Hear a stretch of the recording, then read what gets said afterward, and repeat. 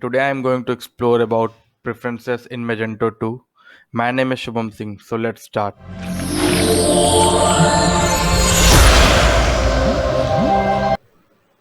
So what is preferences in Magento 2?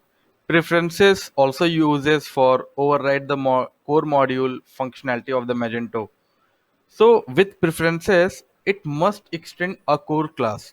When you declare the preferences, your new class is expected to be a complete implementation of the class you want to override. So previously I have already defined the two different functionality of existing Magento. That is nothing but Magento 2 event and observer, and second one is plugin interceptor in Magento 2. I have already in my previous video I have done, so you can also watch. So today I'm going to explore about preferences. So we can also take a simple example. You can see here, this is a product, and having name is Lorem. So I have modified this name using preferences.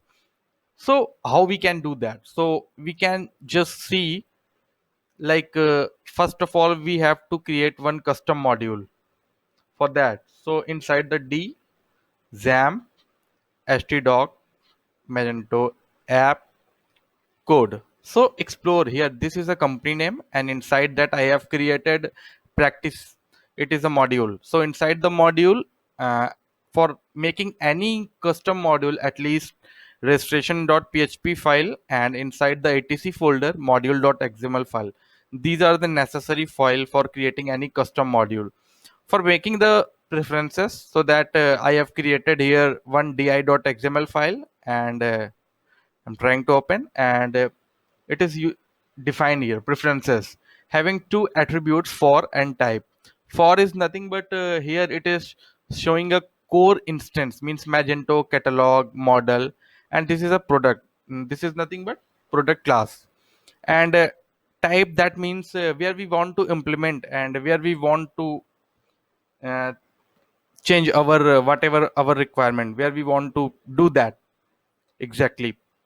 For if you want to change the price name, you can change the product name, anything you want. So what I'm doing here, this is product.php, and this is coming from vendor Magento. Inside the Magento module dash catalog, this is a catalog core module. So inside that model file, model folder, and inside that product.php. So this is a product.php, and product name is coming from, this is from this method get name, public function get method. Inside that, this name is written from here. So I have created a product.php as well.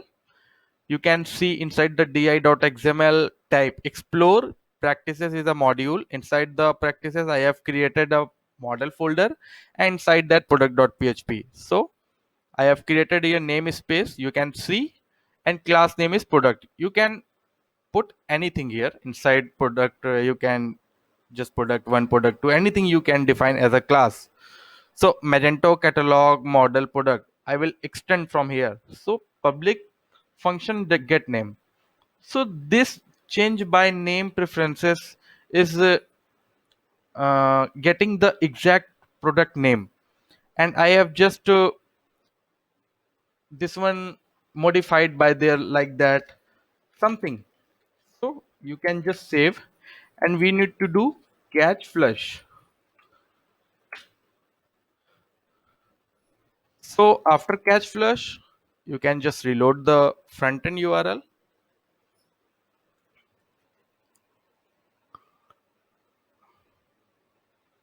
Actually, in local server, sometimes it will take time, so that we should lots of patience when we will working with local system on Magento.